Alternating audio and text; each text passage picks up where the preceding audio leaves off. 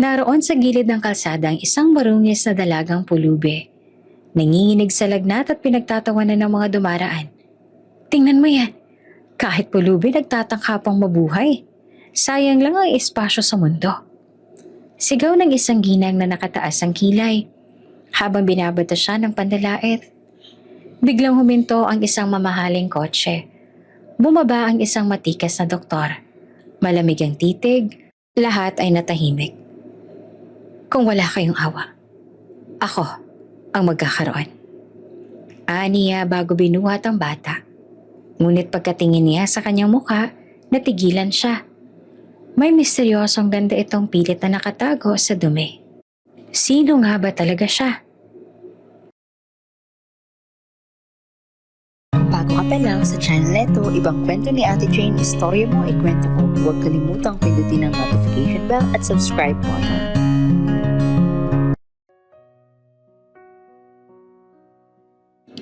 Naroon sa gilid ng kalsada ang isang marungis na dalagang pulubi.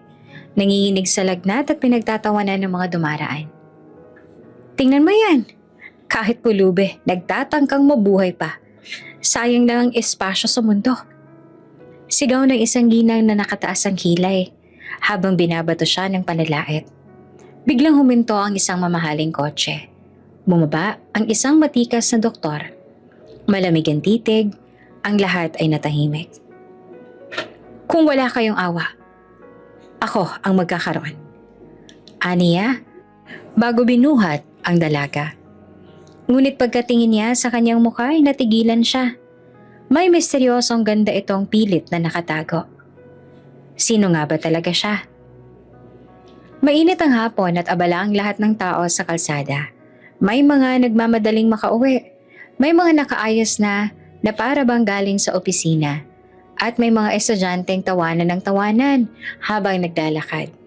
Sa gitna ng ganitong ingay at pagmamadali, may isang nilalang na tila hindi nakikita ng karamihan.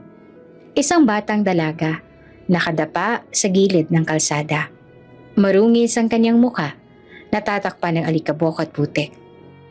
Ang buhok niya ay gusot na parang ilang linggo nang hindi nahugasan. Manipis ang damit na halos butas-butas at nakayapak siya sa sementadong kalsada. Halatang nanginginig niyang katawan, habang ang mga mata ay tila namumungay sa taas ng lagnat. Sa bawat paghinga, parang napakahirap at tila isang maliit na milagro na lang ang kumakapit sa kanya. Grabe, tingnan niyo to! Natatawang sabi pa ng isang ginang na may mga dalang pinamiling prutas. Pulubi na nga, may gana pang humilata sa daan. Para bang may makukuhang simpatya. Sumabat naman ng isa pa, isang lalaking nakabarong. Sayang lang talagang espasyo sa mundo. Hindi na nga nakakatulong, pabigat pa. Dapat sa mga ganyan hinahayaan na lang eh. Narinig iyon ng dalaga pero wala siyang lakas para sumagot. Sa halip, pinikit niya ang kanyang mga mata. Umaasang lilipas ang sakit ng kanyang ulo at panginginig ng katawan. Kasabay ng mga panalait, biglang huminto sa gilid ang isang itim na mamahaling sasakyan. Bumukas ang pintuan at bumaba ang isang matandang lalaki. Nakasuot pa ng puting coat na halatang galing pa lang sa ospital. Malamig ang kanyang titig habang tinitingnan ng dalaga sa kalsada. Siya, si Dr. Adrian Ramirez. Isa sa pinakakilalang batang doktor sa ospital. Seryoso, bihira ang umiti at hindi madaling maapektuhan ng kahit anong drama sa paligid. Ngunit nang makita niya ang dalagang nakahandusay, tila may kung anong kumurot sa kanyang dibdib. Lumapit siya, walang pakialam sa mga nakapaligid. Umupo siya sa tabi ng dalaga at marahang hinawakan ng noo nito. Halos mapamura pa siya nang maramdaman ang tindi ng lagnat. 40 degrees. Grabe. Mahina niyang sabi habang nakakunot ang noo. Nagtawanan ng ilan sa paligid. Dok, seryoso ka ba dyan? Pulubi lang naman yan. Huwag mo nang pag-aksayahan ng effort. Baka nakakahawa pa. Sabi ng isang benetilyo. Tinapunan sila ng malamig na tingin ni Dr. Adrian at agad namang natahimik ang lahat. Hindi nag-atubili si Adrian at tulungan siya. Binuhat niya ang marungis na dalaga sa kanyang mga bisig. gaya ng pagbubuhat sa isang pasyente sa emergency room. Ramdam niya ang bigat dahil mabigat ang katawan nito, kundi dahil sa hirap na dinaranas ng isang taong tila wala nang kakapitan. Habang papasok siya sa sasakyan, may mga bulungan pa rin sumunod. Ang yabang naman. Pulubi na nga lang, parang prinsesa pa kung buhatin. Nako, baka may sayad yan. Yung doktor na yan, aba, magdadala ng ganyang klaseng tao sa bahay?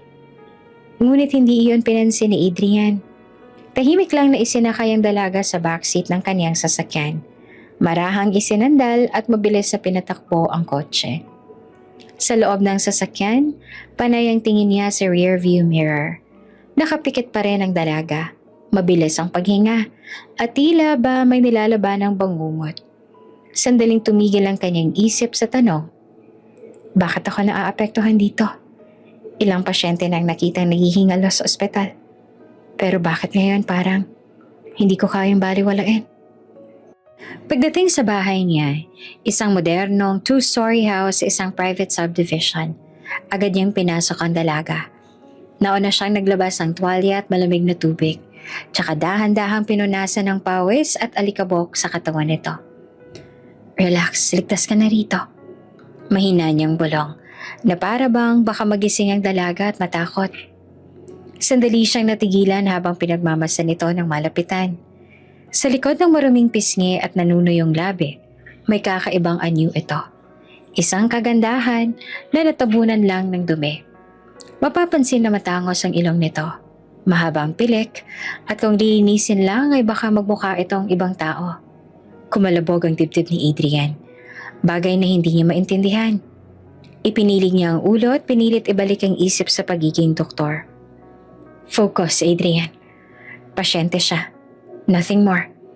Bulong niya sa sarili. Habang abala siya sa pag-aalaga, dumating naman ang kanyang kasambahay na si Manang Lita. Nagulat sa eksena. Diyos ko, Sir Adrian, sino na naman yung dinala mo? Pulube? Baka may sakit yan na nakakahawa. Manang, lagnat lang to. Wala kang dapat ikabahala. Kailangan niya ng pahinga at gamot. Pero sir, may alinlangan sa tinig na matanda. Alam mo bang kapag nalaman ng mga kapitbahay na nag-uwi ka ng pulube, baka kung ano-anong isipin nila? Diretsong tumingin si Adrian sa kanya. Mas ikakahiya ako kung mamamatay sa daan ng isang tao, kaysa dalhin siya rito. Kung ayaw mong makatulong, ako na lang.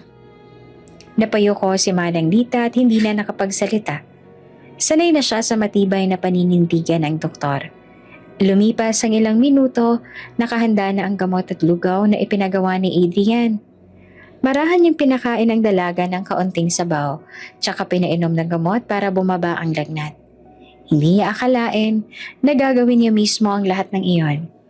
Dati, trabaho iyon ng nurse o bantay sa ospital. Pero ngayon, tila natural lang para sa kanya. Habang pinagmamasdan ng natutulog na dalaga sa sofa, napabuntong hininga si Adrian. Kung sino ka man, sana mabigyan ka pa ng pagkakataon. Hindi ka dapat mamatay ng ganito. Tahimik ang gabi sa bahay na Dr. Adrian. Tanging tunog ng aircon at mahina niyang mga yapak sa sahig ang maririnig. Nasa sofa pa rin nakahiga ang dalagang kanyang inuwi mula sa kalsada. Nakabalot ito ng isang malinis na kumot at ang noo ay may malamig na bimpo. Kanina pa siya nagbabantay. Nakaupo sa tabi habang may hawak na thermometer at gamot. Hindi niya alam kung bakit ganoon siyang kaalerto. Para bang ayaw niyang mapabayaan ng kahit isang segundo ng dalaga. Maya-maya, bahagyang kumilos ang babae. Napakislot si Adrian at agad na lumapit. Unti-unting dumilat ang dalaga. Kita sa mga mata nito ang pagkagulat. Agad siyang napaupo at nagkuble ng kumot na parang takot na takot. Relax, malumanay na sabi ni Adrian. Itinaas pa ang dalawang kamay na parang nagpapatunay na wala siyang balak na saktan ito. Ligtas ka rito, huwag ka matakot. Napatingin ang dalaga. Bakas ang pangihina. Saan? Ako? Nasa bahay ko. Sagot niya na kalmado ang tinig. Inuwi kita mula sa daan. Mataas ang lagnat mo. Kailangan mong magpahinga. Sandaling natahimik ang dalaga. Nakayuko at nakakunot ang noo para bang hindi makapaniwala na may nag-abala pang magligtas sa kanya. Sandali lang, sabi ni Adrian at tumayo at bumalik bitbit ang tray. Nandoon ang lugaw ni ihananda ni Manang Lita at isang baso ng tubig. Kumain ka muna ng kaunti para may laman ng tiyan mo bago ko uminom ng gamot. Tahimik lamang ang dalaga. Nakatitig lang sa mangkok pero hindi kumikilos. Don't worry, safe to. Banayad na dagdag ni Adrian. Kinuha niyang kutsara, kumuha ng kaunting sabaw at inilapit. Kung nahihirapan ka, ako na magpapakain. Parang nahihiya ang dalaga. Napapatingin na tumingin sa kanya. Sa huli, dahan-dahan niyang tinanggap ang kutsara. Nilunok niya ang lugaw at halos mangilid ang luha. Hindi dahil sa lasa, kundi dahil sa tagal na ng huling beses na may nagpakain sa kanya ng may malasakit. Habang pinapakain niya ito, naramdaman ni Adrian ang kakaibang pakiramdam sa loob niya. Hindi ito simpleng awa, may halong curiosity. Parang gusto niyang maintindihan kung sino ba talaga ang nasa harap niya. Matapos ang ilang subo, bahagyang nag-angat ng tingin ng dalaga. Mahina ang tinig, pero malinaw. Ako si Mira. Napangiti ng bahagya si Adrian. Mira, magandang pangalan. Hindi kumibo ang dalaga. Nakayukong muli. Kita ang pamumula ng pisngi. Hindi dahil sa lagnat lang, kundi dahil sa hiya. Lumipas ang ilang oras, medyo bumaba na ang lagnat ni Mira. Nakaupo na siya ngayon sa gilid ng sofa, habang si Adrian naman ay nasa tapat. Nakasandal sa upuan at nakamasid. May gusto ka bang sabihin? Para alam ko kung paano kita matutulungan? Tanong niya. Umiling si Mira. O wala po. Pasensya na kung nakakaabala ako, baka bukas aalis na lang po ako. Bahagya namang kumunot ang noon ni Adrian. Hindi ka abala. At hindi ka dapat bumalik agad sa kalsada. Delikado roon. Lalo na sa kalagayan mo. Hindi mo ba iniisip ang sarili mo? Nanahimik si Mira. Hindi siya makatingin ng diretsyo.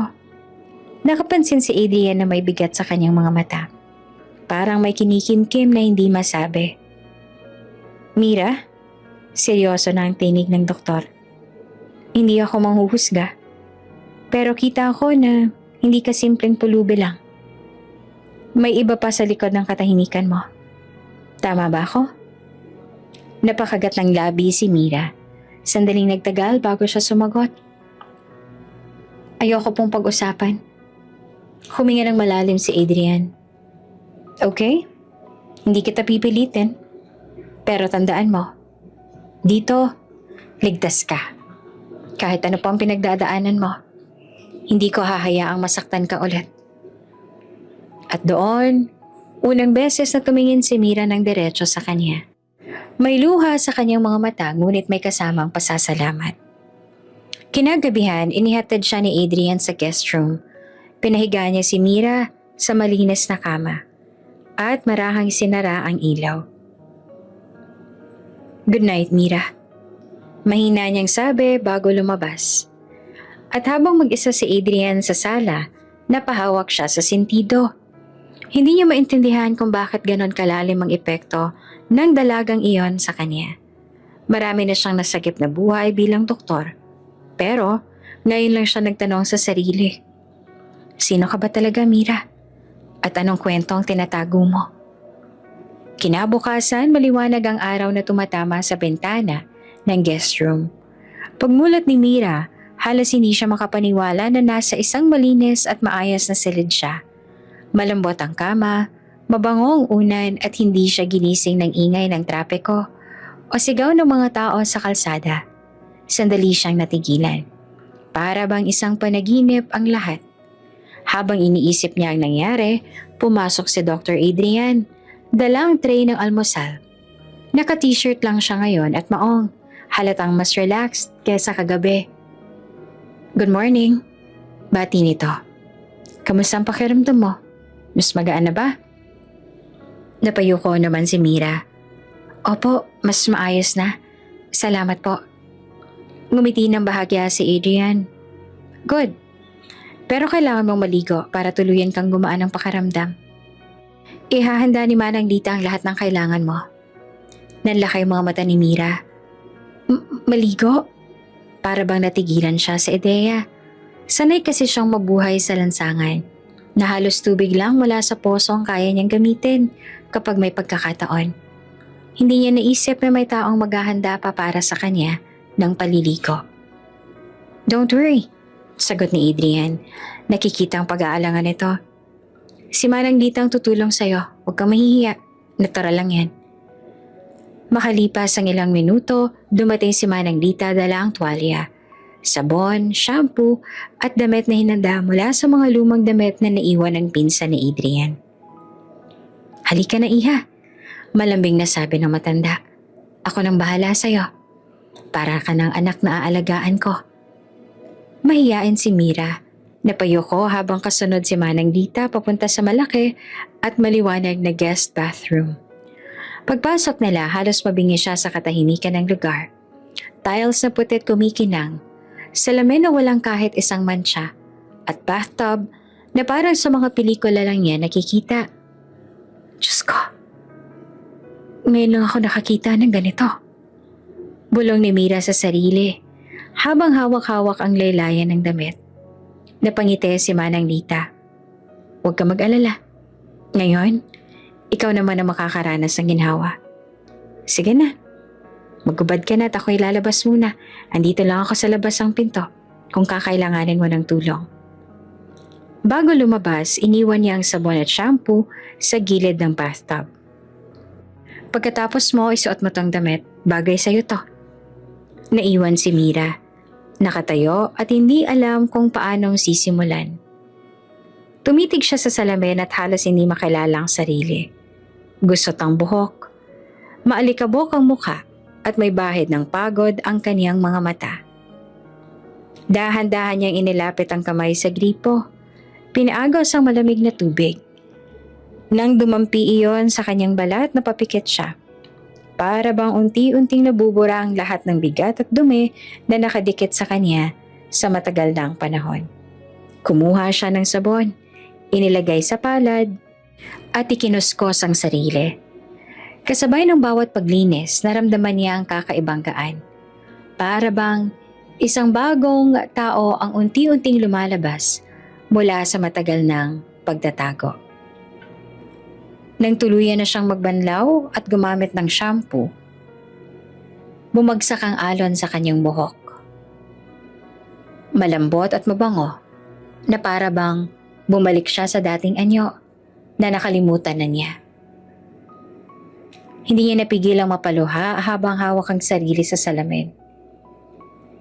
Sino ba ako bago maging ganito? Para bang ang layo ko na sa sarili ko. Paglabas niya ng banyo, dalang kaba, nakasuot na siya ngayon ng simpleng dress na iniwan ni Manang. Malinis at maayos. Nakalugay ang mahabang buhok at makinis ang balat. Matapos maligo, si Manang Dita naghihintay naman sa labas. Napatakip ng bibig sa gulat. Aba, anak, Diyos ko, para kang prinsesa. Kung sino man ang makakakita sa'yo, hindi iisipin galing ka sa lansangan. Nawala si Mira at yumuko. Salamat po pero katawa-tawa lang naman ako. Naku hindi, iha. Sagot ni Manang. Hawak ang kamay niya. Kung ano mang ganda ang meron ka, hindi yun kayang takpan ng dumi o hirap. Meron kang kakaibang. Nakita agad kahit sino ang tumingin. Sa sala, abala naman si Adrian sa pag-check ng mga emails nang biglang lumabas si Mira. Napalingon siya at para bang natigilan ang oras. Kanina lang, ang nakikita niyang dalaga ay marungis. Nangihina at tila hindi nakilala ang sarili. Pero ngayon, ibang tao na ang nasa harap niya. Malinis ang kutis at makinis na ang buhok. Nakasuot ng simpleng damit na lalo lang nagpalutang sa natural na ganda nito. Hindi agad nakapagsalita si Adrian. Nanatili lang siyang nakatitig. Hawak pa ang cellphone na nakalimutang ibaba. Nag-aalangan si Mira. Napansin niya ang titig ng doktor. Pasensya na ako, nakakahiya." Mabilis namang sumagot si Adrian. No, hindi nakakahiya. Ikaw si Mira, hindi ba? At ngayon, nakikita ko na kung sino ka talaga. Tahimik ang ilang segundo. Pareho nakatitig sa isa't isa. Si Mira, mahiyain at hindi makatingin ng matagal. Si Adrian naman, hindi makapaniwala na ang simpleng pagligo at paglilinis ay naglabas ng isang kagandahang hindi niya akalaing nakatago lang pala. Ngayon alam ko na. Bulong niya sa sarili habang nakatingin. Hindi ka ordinaryo. Kinagabihan, nag-usap sina Adrian at Manang Lita sa kusina habang si Mira naman ay nasa guest room. Tama ka, sir. Ani Manang sabay iling. Ibang-ibang itsura ng batang yon. Pero may lungkot sa mga mata niya. Para bang may mabigat siyang kwento. Tahimik naman si Adrian. Nakatitig lang sa tasa ng kape. Oo. At gusto kong malaman kung ano yon. Pero hindi pa ngayon. Hindi pa siya handa. At doon nagsimula ang mas malalim na kuryosidad ni Adrian tungkol kay Mira. Ang dalagang minsang nakita lang niya sa kalsada, ngunit ngayon ay tila isang palaisipang hindi niya kayang iwanan. Tahimik ang hapunan sa malaking mesa sa bahay ni Dr. Adrian. Nasa isang dulo siya, nakasuot ng simpleng polo habang nakayuko sa iniinom na sopas. Sa kabilang dulo naman, si Mira. Maingat at halos walang tunog sa bawat galaw. Para siyang natatakot na magkamali. Kaya't dahan-dahan ng pagsubo ng kanin, halos hindi lumalabas ang kutsara sa kanyang bibig. Nang hindi na makatiis, nagsalita si Adrian. Mira, tawag niya na mababang boses. Kanina pa kitang pinagmamasdan. Huwag kang kabahan. Nandito ka sa ligtas na lugar. Bahagyang napatingala si Mira. Kita sa kanyang mga mata ang pag-aalinlangan. Bago muling ibinaba ang tingin.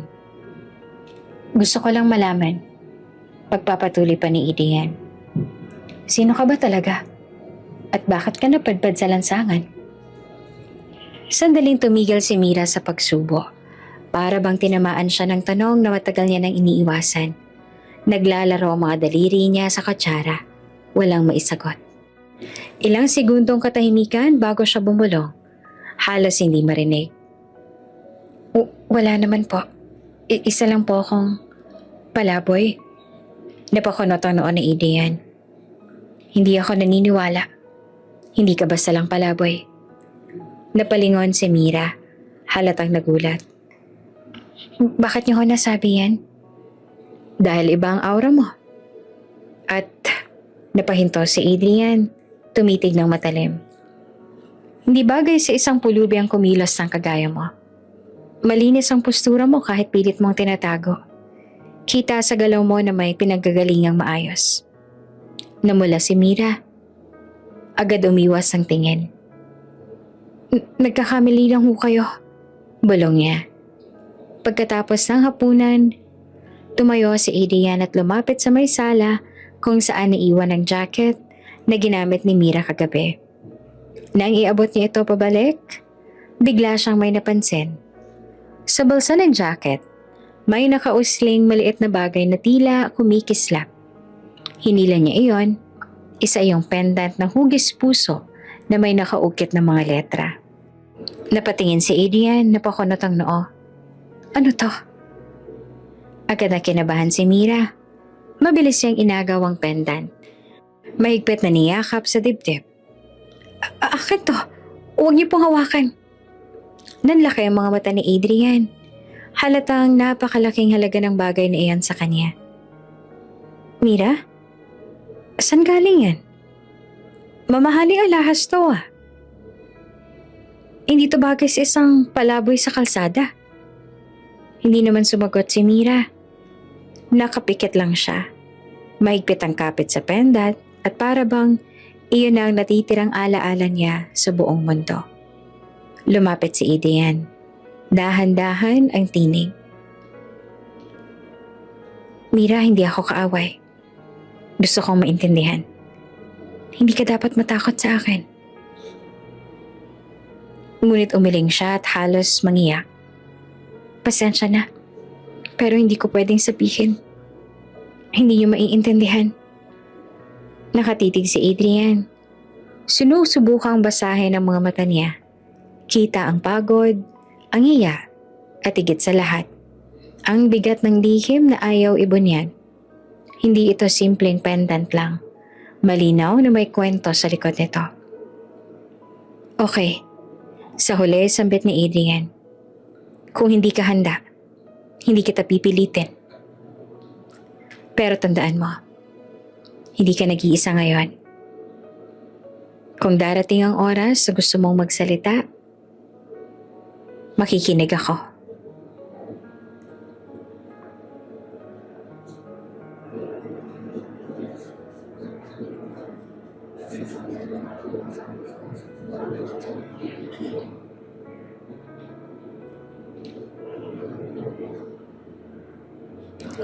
Napahinga ng malalim si Mira. Salamat. Mahina niyang tugon. At itinago ang pendant sa bulsa ng kanyang bagong damit. Kinagabihan, habang nasa veranda, si Adrian ay uminom ng kape. Muling sumagi sa isip niya ang pendant. Halos, alam niya na iyon ay hindi pangkaraniwan. Hindi lamang basta alahas na mabibili kung saan-saan. May tatak itong ukit sa gilid. Isang disenyo na nakita niya na minsan sa mga medical charity events na dinaluhan niya, kung saan dumarating ang mga kilalang pamilya. Kung tamang hinala ko, sa isip ni Adrian, baka hindi lang basta palaboy si Mira. Baka may malalim siyang pinagmulan. Napilit niyang tinatakasan. Ngunit pinili niyang huwag munang magtanong dahil sa kabila ng lahat, isang bagay lang ang malinaw. Ang dalagang inuwi niya mula sa kalsada ay may kwento na mas malalim pa sa inaakala niya. At sa unang pagkakataon, naramdaman ni Dr. Adrian Ramirez na baka ang kanyang tahimik na mundo ay magbabago. Dahil sa isang pulubi na may hawak na misteryosong pendant. Mainit ang hapon sa mansyon. Tahimik na nag-aayos si Manang ng mesa sa dining area. Habang si Mira naman ay nakaupo sa gilid, pinapanood lamang ito. Hindi pa rin siya sanay sa laki ng bahay, sa malalaking chandelier, sa mga mamahaling painting na nakasabit sa dingding, at higit sa lahat, sa dami ng alalay na tila ay may nakatinging mata sa kanya. Relax ka lang, iha. Bulong ni Manang na para bang nararamdaman ang kaba ni Mira. Basta't kasama mo si Doc Adrian, wala kang dapat ikatakot. Ngunit hindi pa man natatapos ang pangungusap ni Manang, biglang bumukas ang malaking pinto. Pumasok ang isang babaeng naka-heels, halatang sanay sa marangyang pamumuhay. Si Vanessa iyon, ang stepsister ni Adrian. Agad na lumaki ang mga mata ni Mira. Parang nais niyang magtago sa likod ng kortina. Ang presensya ni Vanessa ay parang bagyo. Mabagsik, malakas, at nakakapanliit. Kuya Adrian! Masayang tawag ni Vanessa. Pero agad din napakunot ang noo nang mapansin si Mira. At sino naman to? Napatingin si Adrian, nakakarating lang mula sa clinic. May dalang ilang files. Siya nga pala si Mira. Maiksi niyang sagot. Simple at diretso. She's staying here for now. Hindi maganda ang lagay niya nung nakita ako sa kalsada. Bahagyan naman na pangiwi si Vanessa. Lumapit siya, tiningnan mula ulo hanggang paa ang marungis na rin si Mira na kahit nakaligo at nakapambahay na damit ay hindi pa rin kayang itago ang hiya sa sarili. Kuya naman! Nakataas ang kilay ni Vanessa. puno ng padalait ang boses. Talaga ba nag-uwi ka pa ng pulube? Akala ko naman nurse o kaibigan man lang pero ito, pambahay na pulube talaga. Ramdam ni Mira ang hapde ng bawat salitang binitiwan ni Vanessa. Para bang isang sibat ang tumama diretso sa kanyang dibdib. Napayuko siya. Halos hindi makahinga sa hiya. Vanessa, malamig ang boses ni Adrian. Enough. Pero hindi pa rin tumigil ang babae.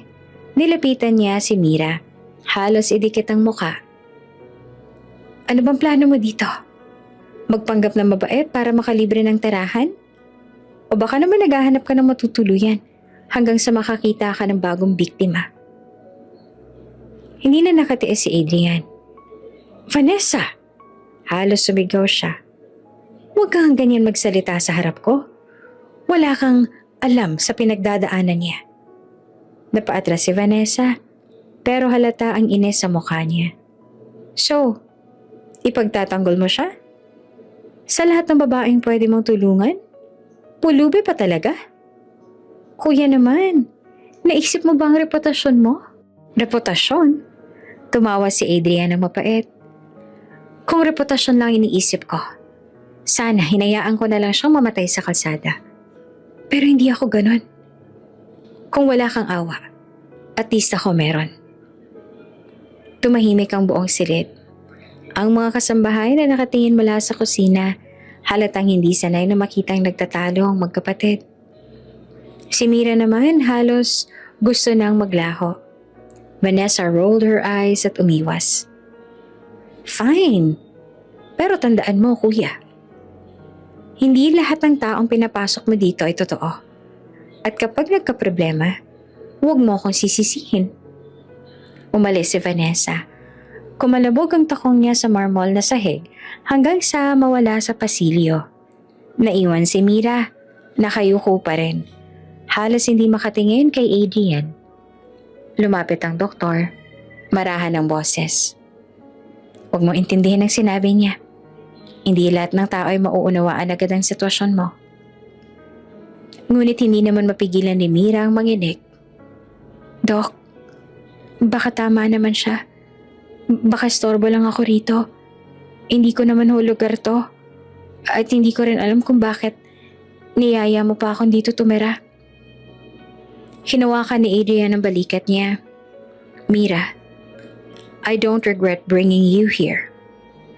Kung maniniwala ka sa lahat ng panalait ng iba, hindi ka makakalaban sa buhay. Dito ka na muna. Hanggat ako ang may-ari ng bahay na to, ligtas ka. Napatitig si Mira kay Adrian.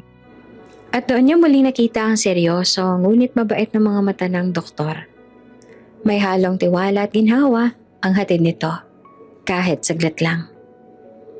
Pero sa kabila ng mga salita ni Adrian, ramdam pa rin niya ang malamig na tingin ni Vanessa bago ito umalis. Sa loob-loob ni Mira, alam niya ang pagdating ng babae ay simula ng bagong pasakit. Hindi siya ligtas dito. Kahit may doktor na handang magtanggol sa kanya. At sa sulok ng dining area, hindi nakaligtas sa kanyang paningin ang dalawang alalay ni Vanessa na kanina pang palihim na nakatingin sa kanya. Para bang minamarkahan siya bilang isang hindi dapat manatili. Ang gabi ay bumalot sa mansyon, ngunit sa puso ni Mira, nananatiling maliwanag ang isa. Ang tiwala ni Adrian. Ngunit kasabay niyon, nagsisimula na rin sumibol ang takot na baka sa susunod, hindi sapat ang kanyang proteksyon laban sa galit at paninibugho ni Vanessa. Tahimik ang gabi sa mansyon. Halos lahat ng kasambahay ay tapos na sa kanilang gawain at abala na lamang sa paghahanda ng kanilang kwarto. Sa study room naman nakaupo si Dr. Adrian. Hawak-hawak ang isang maliit na bagay na kanina pa niyang iniikot sa kanyang mga daliri. Ang pendant. Nakita niya ito kanina sa bulsa ng damit ni Mira habang naghuhugas ang pinagkainan si Manang. Hindi naman siya sanay mangialam. Pero hindi siya nakatiis ang mapansin ang kumikislap na alahas. Mamahalin ng itsura at tila gawa sa purong ginto at may disenyong kakaiba. Isang ukit ng rosas na may maliit na batong esmeralda sa gitna. Kilala ni Adrian ang pendant na yon. Dahil ilang buwan ang nakakalipas, isang kilalang pamilyang lumapit sa ospital. Nagkakagulo sila dahil sa pagkawala ng anak nilang babae. At kasama sa mga nawala noon, ayon sa balitang kumalat, ay ang alahas na iyon mismo. Isang family heirloom na walang kapalit. Napabuntong hininga si Adrian. Anong koneksyon ni Mira rito? Bakit niya dala ang pendant? Habang abala siya sa pag-iisip, biglang bumukas ang pinto. Doc Adrian? Mahinang boses ni Mira. Nakasilip mula sa siwang ng pintuan. Pwede po ba akong pumasok? Agad niyang tinago ang pendant sa mesa.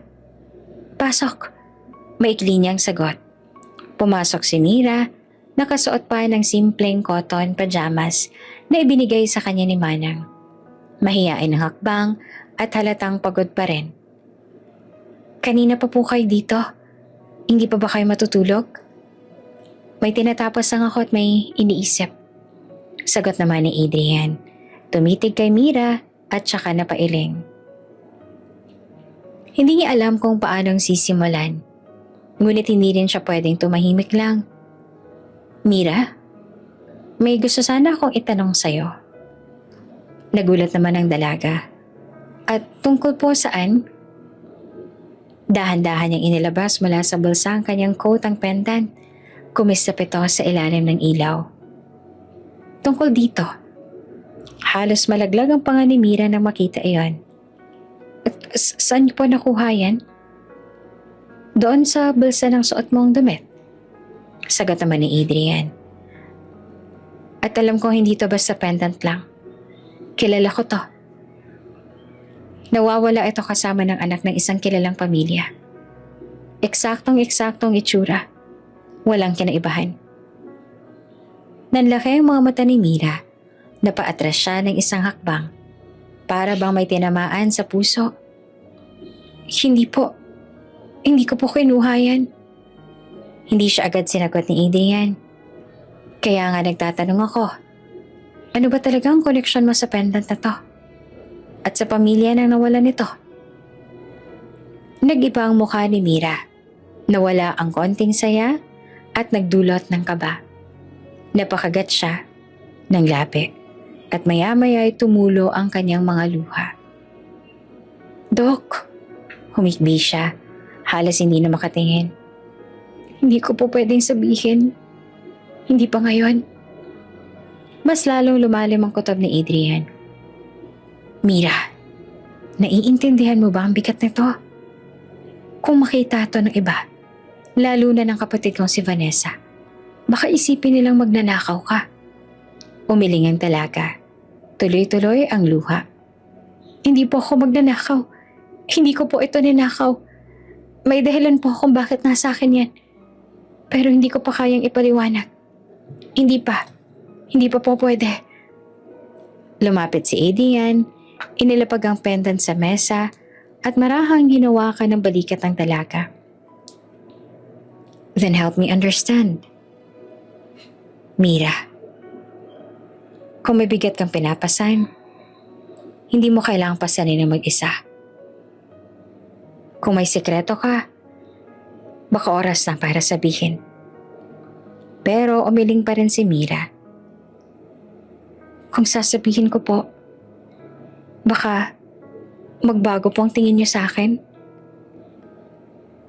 Baka isipin niyo po na isa akong sinungaling. At hindi ko kakayanin yon. Humigpit ang hawak ni Adrian, hindi para pilitin kundi para ipadama ang katiyakan. Mira, hindi ako madaling magbago ng tingin sa tao. Nalaman ko na ang totoo. Marupok ang katawan mo, pero malakas ang loob mong mabuhay.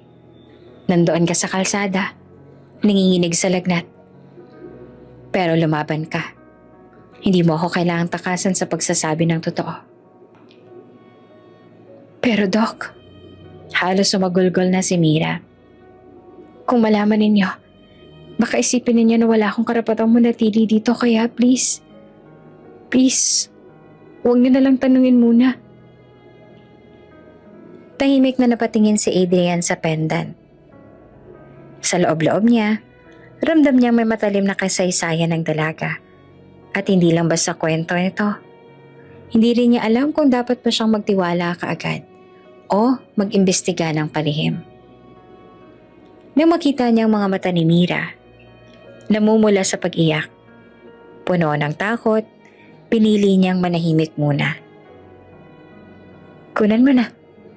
Binigay niya ang pendant sa dalaga. Pero isang araw, aminin mo rin ang lahat. At hihintayin ko yon. Dahan-dahan kinuha ni Mira ang pendant. Nanginginig ang mga kamay. Para bang ito ang pinakamahalagang bagay sa kanya. Inilapit niya sa dibdib at mariing niyakap. Tila ba iyon lamang ang natitirang koneksyon niya sa isang nakaraang pilit ikinukubli. Salamat po. Bulong niya na halos wala sa boses. Napatingin si Adrian sa kanya at sa unang pagkakataon, naramdaman niyang hindi simpleng pulube si Mira. Siya ay isang palaisipan na kailangang masagot. At sa labas ng study room, hindi nila alam, may isang pares ng mata na nakamasid mula sa bahagyang nakabukas sa pinto. Si Vanessa, nakita niya ang pendant at ang mga luha ni Mira at isang mapanuksong ngiti ang gumuhit sa kanyang mga labi. Makulimlim ang umaga sa mansyon. Bumuhos ang ulan kagabi at malamig pa rin ang hangin. Sa guest room nakahiga si Mira, inuubo at may kaunting lagnat. Pinilit siyang magpahinga ni Manang, ngunit matigas ang dalaga. Hindi po ako pwedeng nakahiga lang. Mahina niyang bulong habang marahang tumayo. Nanghina ang tuhod niya ngunit pilit na tinatatag ang sarili. Paglabas niya sa kwarto, sinalubong siya ng mahinang usok mula sa kusina. Nandoon si Manang, abala sa pagluluto ng sopas. Mira, dapat ay nasa kama ka pa. Hindi pa maayos ang pakiramdam mo. Awat nito. Umiling si Mira at kinuha ang pamunas para tulungan ang matanda. Kaya ko na po. Hindi rin ako mapalagay kung nakahiga lang. Mas mabuti na may ginagawa. Napatitig si Manang tsaka ngumiti ng may harong pag-aalala. Ewan ko ba sa'yo, batang to? Kahit mahina, gusto pa rin kumikilos. Pero sige, kung yan ang makapagpapagaan ng loob mo, tumulong ka na nga lang. Hala, sige. Habang inihahanda ang mesa, naramdaman ni Mira ang panghihina. Ngunit imbes sa umupo, pinilit niyang tapusin ang trabaho. Ramdam niya ang tingin ng ilang kasambahay na hindi pa rin sanay sa kanyang presensya. May ilan na nakangiti, pero meron din nakataas ng kilay. Wari hindi pa rin siya tanggap. Sa gitna ng ginagawa, dumating si Adrian. Nakasuot pa ito ng white coat at may dalang bag mula sa ospital. Tumigil siya sa pinto ng kusina nang makita si Mira na pawis habang pinupunasan ng mesa. Mira, tawag niya na medyo mahigpit ang tono. Bakit ka nagtatrabaho? May sakit ka pa. Nagulat naman si Mira, halos mapabitaw sa hawak. Dok, kaya ko naman po. Ayoko pong maging pabigat. Gusto ko pong makatulong kahit na papaano. Napakunot ang noon ni Adrian. Lumapit siya, tsaka hinawakan ng noon ng dalaga para sukatin ang init. May lagnat ka pa. Hindi ka pa dapat gumagalaw ng sobra. Bahagyang umiwas si Mira, ngunit mahina ang tinig. Kung palagi na lang po ako nakahiga, mas lalo po ako manghihina. At least po dito, nakakapagpagaan ako ng trabaho ni Manang. Napatingin si Adrian kay Manang na para bang humihingi ng suporta. Ngumiti lang ang matanda at kumendak. Dok, matigas talaga ang ulo ng batang to eh. Pero mabait naman at masipag. Baka naman kailangan niya lang ilabas ang sa loob niya kesa nakakulong sa kwarto. Napailing si Adrian ngunit hindi na kumibo habang tinititigan niya si Mira na nakapursige sa kabila ng sakit. May kung anong kumurot naman sa dibdib niya. Ang daming pasyente niya nakitang sumuko agad. Pero itong dalagang ito, kahit pulube, hindi nagpapatinag. Kung talagang gusto mong tumulong, ani Adrian matapos ang ilang sandali. Gawin mo sa paraang hindi ka lalong mapapahamak. Nagpatuloy ang araw. Tinulungan ni Mira si Manang sa kusina at nag-ayos sa mga prutas. Nagdala ng tubig sa mesa, kahit pawis na pawis at inuubo. Hindi siya tumigil. Nang bandang hapon, biglang may kasambahay na dumating. Hawak ang kamay ng mamamaga dahil sa pagkatalsik ng mainit na mantika. Napasigaw ito at nagdulot ng kaba sa kusina. Ay nako, ano to? Ang init! Reklamo ng kasambahay. Bago pa man makagalaw si Manang, mabilis na lumapit si Mira. Magdala po ng malamig na tubig, dali! Sabi niya na mabilis at maayos ang utos. Kumuha siya ng malinis na tela, binasa ito at marahang pinulupot sa kamay ng kasambahay.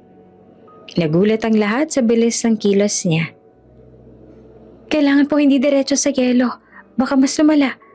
Cold compress lang muna para hindi pumutok ang balat. Sakto namang pumasok si Adrian at nakita ang eksena. Anong nangyayari? Tanong niya, pero napansin niyang si Mira na ang nag-aasikaso. Lumapit siya, tiningnan ang kamay ng kasambahay.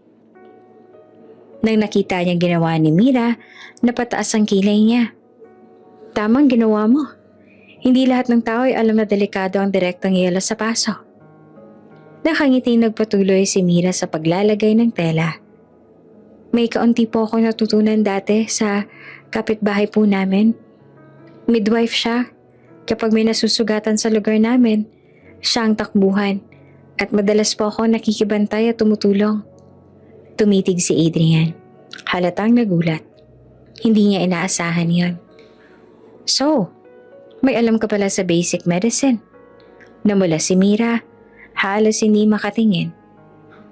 Kaunti lang po. Hindi ko naman alam kung tama ang lahat. Pero gusto ko po kasi makatulong sa ibang tao, kahit papaano. Sandaling natahimik ang lahat. Tila huminto ang oras habang nakatingin si Adrian kay Mira. Ang kaninang marungis na dalagang pulube ay unti-unti nagiging ibang tao sa kanyang paningin. Isang babaeng may malasakit, kasipagan at kaalaman kahit kaunti lamang.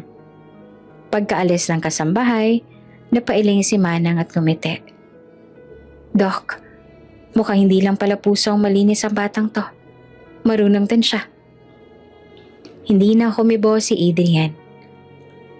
Sa halip, lihim siyang ngumiti habang pinagmamasdan si Mira na muling bumalik sa gawain.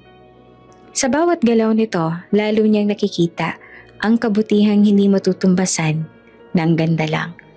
At sa kanyang isip, unti-unting nag-uugat ang isang damdamin na matagal niya nang hindi nararamdaman. Paghanga. Muli namang dumating si Vanessa sa mansyon. Tila araw-araw ay may bagyong dala.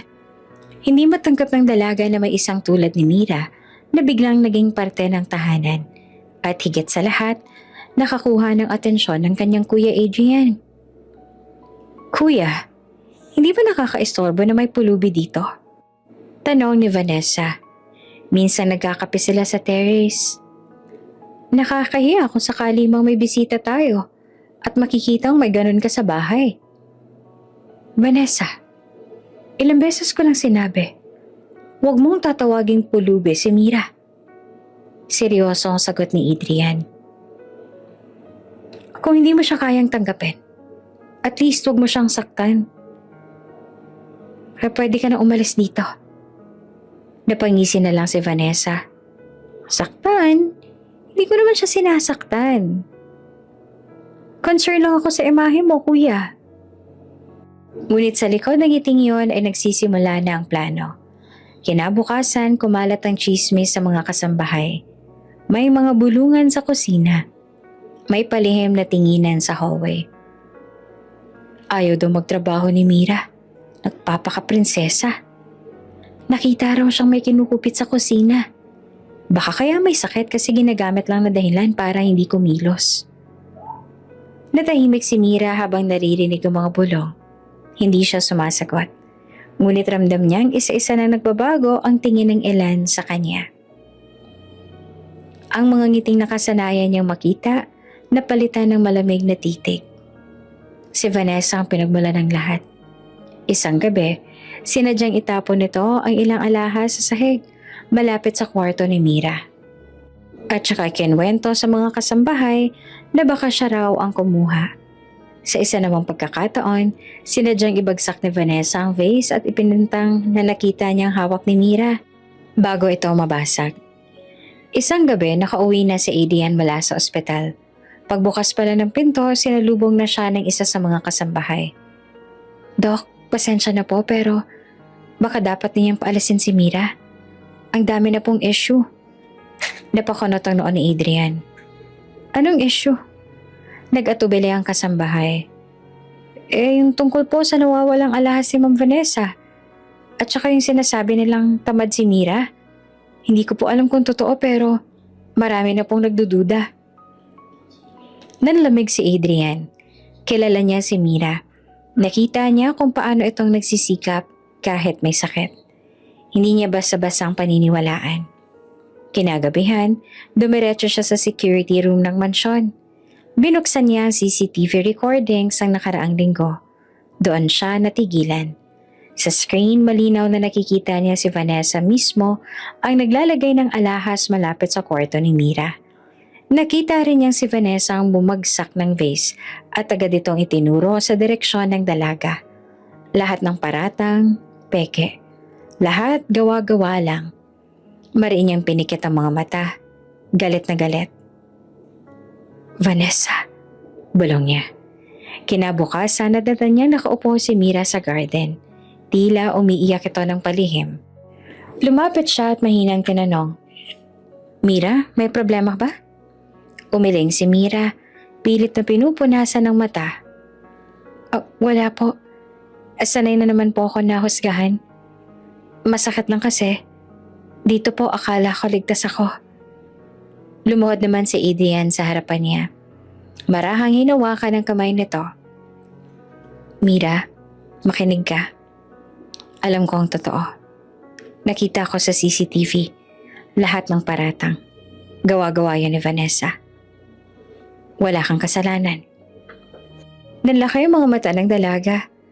"Talaga po? Ibig sabihin?" "Tama ka. Kaya mula ngayon, huwag mong iintindihan ang sinasabi ng iba. At huwag mong isipin na pabigat ka rito. Habang ako ang may-ari ng bahay na to, walang makakapagpalaya sa'yo." Hindi naman mapigilan ni Mira na mapahagulgol. Sa unang pagkakataon, may nagtiwala sa kanya kahit lahat ay laban. "Salamat po, Doc. Hindi ko alam kung paano ko maibabalik ang kabutihang ginagawa ninyo sa akin." Tumingin si Adrian. Seryosong nakatitig. "Hindi ko to ginawa para may maibalik ka. Ginagawa ko to dahil karapat-dapat kang ipagtanggol." Sa sandaling iyon, parang may bigat na nawala sa dibdib ni Mira. At si Adrian naman, mas lalong naging determinado. Ano mang gawin ni Vanessa, hindi niya hahayaang masaktan muli ang dalagang iniligtas niya sa lansangan. At sa kabilang panig ng bahay, si Vanessa ay nakatayo sa balkonahe. Pinagmamasdan ng dalawa mula sa malayo.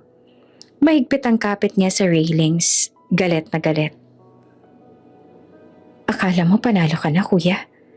bulong niya. "Hindi mo alam kung anong kaya kong gawin para mawala ang babaeng yan sa buhay mo." At nagsimula na namang maglaro ang isipan niya sa mas matinding plano. Malakas ang ulan sa labas ng mansyon. Ang bawat patak na tumatama sa bubong nila ay tila maliit na tambol na sabay-sabay na bumubuo ng kakaibang musika. Sa kalagitnaan ng pagbuhos, biglang nagpatay-sindi ang mga ilaw. At sa ilang segundo lang, tuluyan ang nag-brown out. "Kuya Adrian!" sigaw ni Vanessa mula sa kabilang kwarto, halatang irita. "Wala na namang kuryente. Napakainit." Hindi na siya pinansin ni Adrian. Sa halip ay kinuha niya ang flashlight sa drawer at naglakad papunta sa sala. Doon niya nadatnan si Mira. Nakaupo sa sofa, nakatanaw sa labas ng bintana. May hawak itong maliit na kandila na nagbibigay ng banayad na liwanag sa paligid. "Hindi ka ba natatakot?" tanong ni Adrian habang inilapag ang flashlight sa mesa. Napalingon si Mira at bahagyang umiti. Sanay na po ako sa dilim. Sa lansangan madalas walang ilaw sa gabi. Mas nakakatakot nga po kapag may taong biglang dumadaan. Natigilan si Adrian. Kahit simpleng sagot, ramdam niya ang bigat ng pinagdaanan ng dalaga. Umupo siya sa tabi nito at ilang sandali silang natahimik. Pinakikinggan lang ang ingay ng ulan. Maya-maya'y bumulong si Mira. Alam niyo po, minsan ang ulan nakakatuwa rin. Para bang nililinis niya lahat ng sakit at problema. Napangiti si Adrian. Ikaw lang yata ang taong nakikita ang ganda, kahit sa gitna ng unos. Nagkatawanan silang dalawa. Sa simpleng usapan, nawala ang bigat ng gabi. Dahil walang kuryente, nagpasya silang magkwentuhan. Ano po ang pinakaayaw niyo nung bata kayo? Tanong ni Mira. Napaisip naman si Adrian. Pinakaayaw ko? Siguro yung pinipilit ako mag-aral ng piano. Araw-araw halos 3 oras. Ayoko nun, pero ngayon, thankful ako kasi natutunan ko. Ikaw, ano naman ang pinakaayaw mo? Bahagya namang natawa si Mira, pero bakas ang lungkot sa kanyang mga mata. Yung gutom, yung tipong kahit anong pilit mo humanap ng makakain, wala talaga. Masakit sa tiyan, masakit din sa puso. Hindi na nakasagot si Adrian agad. Napatingin lang siya kay Mira. Ramdam ang lalim ng sugat na taglay ng dalaga. At bago pa maging mas mabigat ang usapan, ngumiti si Mira at dinugtungan. Pero nakakatawa kasi minsan, kahit walang ulam, sapat na yung asin sa kanin. Ang saya ko na nun. Natawa rin si Adrian. Ibang klase ka, Mira. Ang lakas ng loob mo. Bigla namang kumulog ng malakas. Sabay kidlat nang dumaan sa bintana. Napasigaw si Mira at agad na napahawak sa braso ni Adrian. Pareho silang natigilan. Ramdam ang init ng pagkakadikit. Pasimple namang tumikim si Adrian. Okay ka lang ba? Namula si Mira at agad na bumitaw. Pasensya na po, nagulat lang. Ngunit sa loob-loob niya, mabilis ang tibok ng puso. Para bang hindi lang kidlat ang dahilan ng kanyang kaba. Para mabasag ang tensyon, nagpatuloy sila sa kwentuhan. Kung hindi ka doktor ngayon, ano kayang ginagawa mo? Tanong ni Mira. Ngumiti naman si Adrian at napatingin sa kisame. Siguro, pintor? Mahilig ako mag-sketch nung bata ko. Pero pinili ko medisina dahil gusto ko makatulong sa tao. Bagay po. Tugon naman ni Mira. Kasi kahit hindi niyo sabihin, mabait po talaga kayo. Ramdam ko yon. Napakamot si Adrian at medyo nahiya. Ikaw naman, ikaw hindi ka napunta sa lansangan. Ano kaya? Tahimik si Mira ng ilang segundo. Siguro, estudyante pa rin. Mahilig po ako magsulat. Kung may pagkakataon, gusto ko pong maging manunulat. Manunulat? Opo. Kasi kapag sinusulat mo yung nararamdaman mo, parang gumagaan. Para bang kahit hindi ka maintindihan ng tao, naiintindihan ka ng papel. Tumango naman si Adrian at humanga. Ang galing. Alam mo, gusto ko mabasa balang araw yung isusulat mo. Habang lumilipas ang oras, hindi na nila namalaya na halos 1 oras na silang nagkukwentuhan. Sa gitna ng dilim at ulan, nagkatagpo sila ng liwanag sa isa't isa. Minsan natatawa sila sa maliliit na bagay. Minsan naman napupunta sa seryosong usapan. At sa bawat sagot, sa bawat tingin, unti-unting nabubuo ang kakaibang koneksyon sa kanilang dalawa. Muling kumulog ng malakas at sa pagkakataong iyon, parehong natawa na lang sila. Kanina takot na takot ka, biro ni Adrian. Ngayon parang natatawa ka na. Kasi kasama ko po kayo, sagot ni Mira. Hindi agad napansin ang bigat ng kanyang sinabi. Nang ma-realize niya, agad siyang namula at tinakpan ng muka. Ay, hindi ko po sinasadya. Ngumiti naman si Adrian at nakatitig sa kanya. Mira, okay lang. Natutuwa nga ako na komportable ka sa akin. Nagtagpo ang kanilang mga mata. Wala silang sinasabi, pero parehong ramdam ang kakaibang init sa paligid. Kahit malamig ang simoy ng ulan. Ilang sandali pa, bumalik ang kuryente. Biglang nagliwanag ang buong sala. Napasinghap si Mira at tila nahuli sa akto. Agad siyang tumayo at nahihiya. Mauna na po ako sa kwarto. Baka po inaantok na rin kayo. Tumango naman si Adrian, ngunit nakangiti. Sige. Good night, Mira. Good night po, Doc. Pag-alis ni Mira ay napahawak siya sa dibdib. Hindi niya maintindihan kung bakit ang bilis ang tibok ng puso niya. Si Adrian naman, nananatiling nakaupo sa sofa, napapailing. Ano bang nangyayari sa akin? Bulong niya, ngunit hindi niya maitago ang ngiti. Sa unang pagkakataon, parehong nakaramdam sila ng kilig. Isang simula ng mas malalim pang koneksyon na darating. Tahimik ang mansyon ng gabing iyon. Tanging hampas ang ulan sa mga bintana ang maririnig. Akala ni Mira ay panatag na siya, lalo na matapos ang gabing puno ng tawanan at kwentuhan. Kasama si Adrian. Ngunit hindi niya alam na sa labas ng gate, may nagmamasid na. Dalawang lalaki, nakaitim ang nakatayo sa ilalim ng payong. May hawak silang papel na may litrato. At doon, malinaw ang mukha ni Mira. Sigurado ka ba dito? Tanong ng isa. Walang duda. Siya yung hinahanap ng amo natin. Malamig ang tinig ng isa pa. Kinabukasan, habang abala si Manang sa kusina at si Adrian naman ay nasa kanyang opisina, may kumatok sa gate. Nagpalingalinga si Mira mula sa veranda. Nang silipin niya mula sa bintana, nanlamig siya. Nakita niya ang dalawang lalaking iyon. Matalim ang tingin, tila sinusuri ang buong bahay. Agad siyang umatras, nanginginig. Nahanap nila ako, bulong niya sa sarili. Hindi niya alam kung ano ang gagawin. Pinilit niyang kumalma, pero mabilis ang tibok ng puso niya.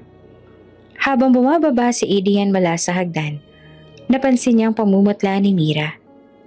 Mira, okay ka lang? Para ka nakakita ng multo. Umiling ito, ngunit hindi makatingin. Wala po, medyo nahilo lang siguro. Ngunit hindi naman siya kumbensido. Sigurado ka ba? Sa halip na sumagot, mabilis na umakyat si Mira papunta sa kanyang silid. Doon na nagulong siya at humagulgol. Hindi niya kayang idamay si Adrian. Hindi niya kayang mapahamak ito kapag nalaman ng mga lalaking yon kung nasaan siya. Kinagabihan, bumalik ang takot. Sa labas ng mansyon, muling naroon ang mga lalaki. Nakita ito ni Adrian sa CCTV. Napakunot ang noon niya nang marinig ang mga salitang binitiwan ng isa. Hindi na siya makakatakas. Lalabas din siya. Hintayin lang natin. Agad niyang pinuntahan si Mira. Ngunit pagdating niya sa silid nito, wala na ang dalaga. Nakita niya sa bintana na bukas at basa na ng ulan ng sahig. Mira! Sigaw niya. Sa gitna ng malakas na ulan, tumakbo si Mira palabas ng bakuran. Basang-basa, nanginginig, ngunit nagpupumilit. Ang kanyang isip, iisa lang. Kailangan kong umalis. Ayoko madamay si Dr. Adrian. Mas mabuting ako na lang mag-isang magdusa. Ngunit mabilis din siyang nasundan ni Adrian. Sa kabila ng ulan, agad siyang lumabas. Hindi na nag-abala pang kumuha ng payong. Mira! Sigaw niya habang hinahabol ang dalaga. Huminto si Mira saglit at lumingon. Kita niya ang pag-aalala sa mga mata ng doktor. Ngunit umiling siya at muling tumakbo. Umalis na kayo! Huwag niyo akong sundan! Sigaw niya. Ngunit lalong bumilis ang hakbang ni Adrian. Sa madilim na kalsada, natapilok si Mira at bumagsak. Agad siyang nilapitan ni Adrian at inalalayan. Bakit ka tumatakas? Ano bang nangyayari? Hawak niyang balikat nito. Ramdam ang panginginig ng katawan ng dalaga. Umiiyak si Mira. Halos hindi siya makapagsalita. Ayokong madamay ka. May mga taong naghahanap sa akin. Delikado ka kapag nalaman nilang tinutulungan mo ako. Hinaplos naman ni Adrian ang pisngi nito. Pilit na pinapakalma. Mira, kahit na anong mangyari, hindi kita pababayaan. Kung may hahabol sa'yo, akong haharap. Bumuhos lalo ang ulan, tila nakikisama sa bigat ng sandali. Ngunit sa gitna ng lahat, ramdam ni Mira ang kakaibang init mula sa mga salitang yon. Bakit niyo ginagawa to? Hindi niyo naman ako kilala. Bulong niya. Tumingin si Adrian ng diretso sa mga mata niya. Hindi ko kailangan kilalanin lahat ng detalye ng nakaraan mo para alagaan ka. Ang mahalaga, nandito ka ngayon. At habang nandito ka, ligtas ka. Ngunit bago pa sila makabalik ng mansyon, biglang may sumulpot na anino sa likod ng mga puno. Ang dalawang lalaking kanina pa nagbabantay. Ayun siya! Sigaw ng isa. Mahigpit na hinawakan ni Adrian ang kamay ni Mira at agad na tumakbo pabalik sa direksyon ng mansyon. Bilisan mo, Mira! Halos madula sila sa putikan, ngunit hindi sila bumitaw sa isa't isa. Narinig nila ang yabag ng mga humahabol. Mas malapit ng mas malapit. Pagdating sa harap ng gate, nabuksan niya ni Manang na may hawak na flashlight. Dok, ano bang nangyayari? Isara mo, Manang, bilisan mo! Utos ni Adrian. Nang makapasok sila ay agad siyang isinara ang bakal na gate. Naroon sa labas ang dalawang lalaki. Kumakalmat sa rehas, galit na galit. Hindi kayo matakatakas. Babalikan namin kayo. Sigaw ng isa. Niyakap ni Adrian si Mira. Basang-basa at nanginginig. Ramdam niyang panginginig ng dalaga sa kanyang dibdib. Tama na. Ligtas ka na ngayon. Bulong niya. Ngunit sa loob-loob niya, lalong tumindi ang mga tanong. Sino nga ba talaga si Mira? At bakit may mga taong handang habulin siya kahit saan makarating? Sa gabing iyon, habang humuhupa ang ulan, tahimik naglagpas siya si Adrian. Hindi na siya papayag na tumakbo si Mira na mag-isa. Kung may laban itong kinakaharap, sasamahan niya. Ano man ang mangyari. Tahimik ang buong mansyon matapos ang tensyon sa ulan. Nasa loob ng silid si Mira, nakabalot ng kumot, habang pinupunasan ni Adrian ang buhok niya gamit ang tuwalya. Pareho silang hindi makatingin ng diretso sa isa't isa. Mira, basag ni Adrian sa katahimikan. Kailangan mo na sigurong sabihin ang totoo. Sino ba talaga ang mga lalaking yon? At bakit ka nila hinahanap? Napasinghap si Mira. Sa loob-loob niya, ito na ang sandaling matagal niya nang iniiwasan. Ang sekreto na matagal niyang kinikimkim ay hindi niya na kayang itago. Ilang segundo siyang natahimik bago bumuntong hininga. Doc, Adrian, hindi po ako simpleng pulubi gaya ng iniisip ng lahat. Napakunot ang noon ni Adrian. Anong ibig mo sabihin? Dahan-dahan siyang lumingon kay Adrian. Nangingilid ang luha sa kanyang mga mata. Ako si Mira. Mira Vera. Anak ng isang dating politiko na nawala matapos masungkot sa isang malaking iskandalo. Nanlaki ang mga mata ni Adrian. Hindi siya makapaniwala sa naririnig. Politiko? Mira, ibig mo sabihin? Tumango siya. Ang tatay ko, si Mayor Ernesto Vera. Noong nawala siya, iniwan niya ako mag-isa. May mga kamag-anak kami na nag-alsa sa ari-arian at pangalan namin. At mula noon, ako na ang naging sagapal. Lumapit si Adrian, hindi pa rin makapaniwala. Kaya pala may pendant ka. Kaya pala may mga taong nagmamatyag sa'yo. Humagulgol si Mira. Dok, gusto nila akong mawala. Para wala nang babalik na Vera. Para walang hahadlang sa kanila sa mana at sa posisyon. Kahit bata pa lang ako noon, naaalala ko palagi na akong tinatago. Hanggang sa isang araw, tuluyan na ako nagtago mag-isa sa lansangan. Wala na akong pamilya. Wala akong kakampi. Hanggang sa Natagpuan mo ako. Natahimik si Adrian. Para bang unti-unting nabubuo sa isip niya ang puzzle.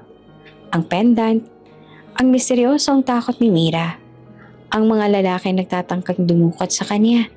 Lahat ay konektado. Mira, malumanay niyang wika. Ibig sabihin, kilala kita. Ang pamilyang Vera. Matagal nang usap-usapan sa mga pulong ng mga nakakataas. Isa sila sa pinakamakapangyarihan noon. At ngayon naiintindihan ko na kung bakit ka tinutugis. Napatakip ng mukha si Mira. Pasensya na kung tinago ko ito. Natakot lang ako. Natakot akong kapag nalaman mo, iiwas ka na rin. Kasi kahit sino, kapag nadadamay sa pangalan namin, napapahamak. Hinawakan ni Adrian ang kamay niya. Mahigpit, ngunit may lambing. Mira, hindi ako aalis. Hindi ako gaya ng mga taong iniwan ka. Nalaman ko man kung sino kang talaga. Mas lalo ako may dahilan para protektahan ka. Nanginig ang boses ni Mira. Hindi mo ba naiintindihan? Kilalang pamilya ka rin, Adrian. Doktor ka. May pangalan ka. Kapag nalaman nilang tinatago mo ko, matadamay ka. Baka mawalan ka ng trabaho. Baka siraan ka nila. Pinutol siya ni Adrian. Nakatitig ng diretsyo. Kahit ano pang sabihin ng mga tao, hindi kita pababayaan. Hindi ako natatakot sa kanila. Sa unang pagkakataon, bumigay si Mira. Hinayaan niyang bumuhos ang kanyang luha habang nakahawak kay Adrian. Simula nang mawala si Papa, palagi akong takot. Palaging parang may aninong sumusunod sa akin. Pero ngayong kasama kita, ngayon lang ako nakaramdam ng ginhawa. Hinaplos na Adrian ang likod niya. At simula ngayon, hindi ka na mag-isa. Hindi ka natatakbo. Sandali silang natahimik. Tanging ulan at hampas ng hangin sa bintana ang maririnig. Ngunit sa katahimikan, mas malinaw ang bigat ng kanilang nadarama. Adrian, mahinang bulong ni Mira. Bakit? Hindi mo naman obligasyong gawin to. Umiling siya at may ngiting bahagyang lumabas sa kanyang labi. Hindi ko alam. Basta ang alam ko lang, nang makita kita sa kalsada, hindi ko kayang talikuran ka. At ngayon, mas lalo ko lang hindi kayang bitawan ka. Muling nagtagpo ang kanilang mga mata. Wala nang pagtatago, wala nang pagkukunwari. Si Mira, ang dating pulubi na kanilang nililibak, ngayon ay isang anak ng kilalang pamilya na may dalang mabigat na kapalaran. At si Adrian na minsang dumaan lang sa kalsada, ngayon ay hindi na makakawala sa kanyang kwento. Ngunit sa kabila ng lahat, may iisang bagay na malinaw. Handa silang harapin ang kahit anong bagyo, basta't magkasama. Pagkatapos ng mga revelasyon mula kay Mira, mas lalong tumindi ang tensyon sa mansyon. Hindi na ito simpleng pagtulong o pag-awa para kay Adrian. Nararamdaman niyang may tungkulin siyang protektahan ng dalaga. Ngunit sa likod ng kanyang matibay na desisyon, kasabay na dumagsa ang mga chismis at manghuhusga mula sa loob at labas ng kanilang pamilya. Isang hapon, habang nagkakape sa veranda ay pinatawag ni Don Emilio ang ama ni Adrian. Ang lahat ng miyembro ng pamilya. Halata agad ang bigat ng pakay. Nasaan yon ang kanyang ama ang seryosong pagkadismaya? Adrian, panimula ni Don Emilio na malamig ang tinig. Naririnig ko na naman ang pangalan ng pamilya natin sa mga chismis. Lahat ay dahil sa dalagang pulubi na pinilit mong kupkupin. Tahimik si Mira. Nakaupo sa gilid kasama si Manang. Kita ang kaba sa kanyang muka, pero pilit niyang iniiwas ang tingin kay Adrian. Hindi na nag-atubili si Adrian na sumagot. Pa, hindi niya naiintindihan. Hindi siya basta-basta. May dahilan kung bakit siya narito. At hindi ko siya bastang pababayaan. Lalo na ngayong alam ko ng totoo tungkol sa kanya.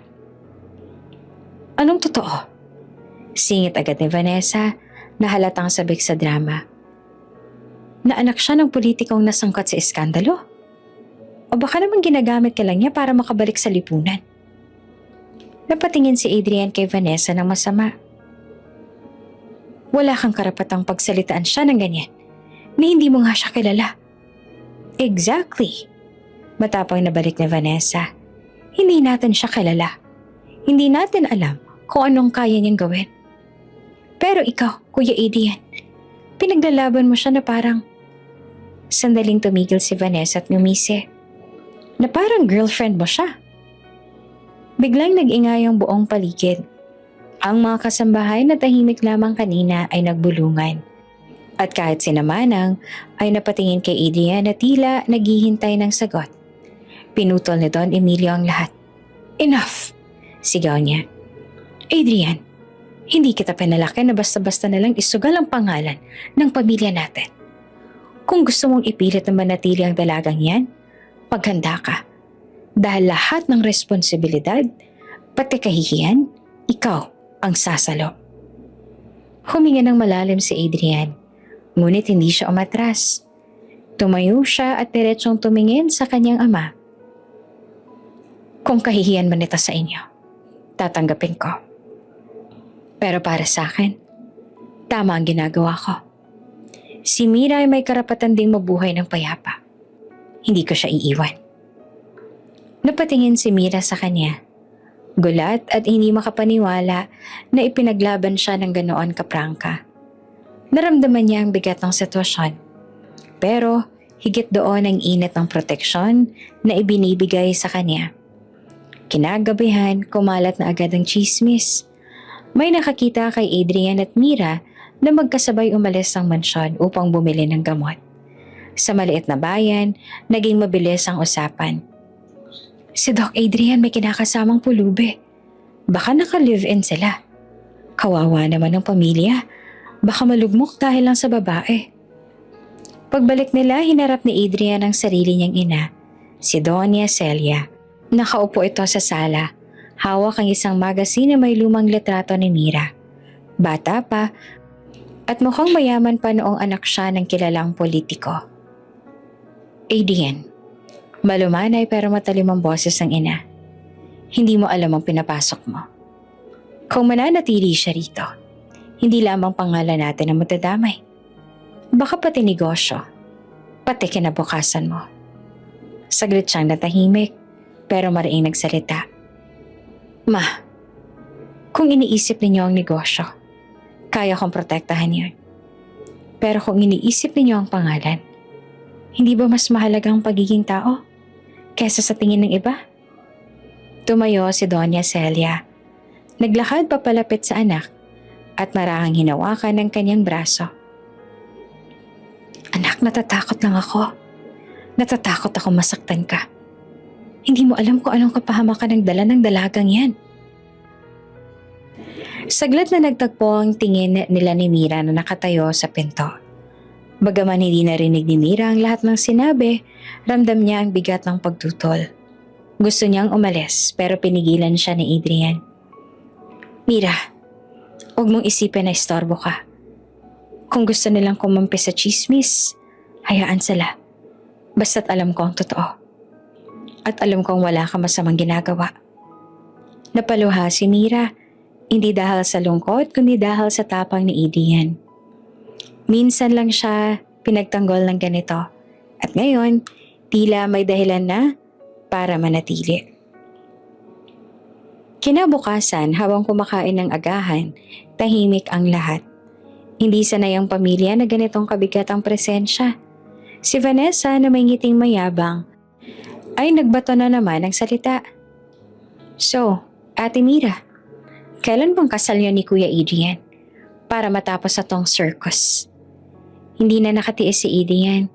Tumayo siya at mariing sinabi, kung hindi mo kayang igalang si Mira, aalis na lang kami dito at babalik na kami sa bahay ko. Hindi siya laruan para gawin mong biro. Natahimik si Vanessa. Halatang hindi inaasahan na ganito katindi ang paninindigan ng kapatid niya. Sa pagtatapos ng araw, habang nasa garden sina Adrian at Mira, muling bumuhos ang ulan. Nagkasarilinan sila at doon, inukit ni Adrian ang kanyang desisyon. Mira, ano man ang sabihin nila, hindi ka aalis dito. Hindi kita pababayaan. Kahit buong mundo pang humusga, nandito lang ako. Tumingin si Mira, nangingilid ang luha niya. At sa unang pagkakataon ay nakaramdam siya ng tunay na tahanan. Doc Adrian, salamat. Hindi mo alam kung gaano to kahalaga para sa akin. At sa gitna ng ulan, habang ang mansyon ay tila nahahati sa kaguluhan, isang tahimik na pangako ang nabuo na kahit anong bagyong dumating, pipiliin ni Adrian na protektahan si Mira. Tahimik ang buong bahay ni Adrian ng gabing iyon. Sa dining area, magkatapat sina Adrian at Mira habang kumakain ng simpleng hapunan. Hindi nila halos marinig ang kaluskos ng kutsara at tinidor dahil mas nangingibabaw ang alon ng damdamin na pareho nilang pilit tinatago. Si Adrian, sa bawat salyap niya kay Mira, ramdam niya ang kakaibang tibok ng puso niya. Lalong lumalalim ang nararamdaman niya. Isang pakiramdam na hindi niya inaasahan. Hindi na ito simpleng awa o responsibilidad bilang doktor. May mas malalim, mas personal. Pero sa bawat sandaling iyon, pinipigilan niya ang sarili. Sa isip niya, doktor ako. May reputasyon akong pinapangalagaan.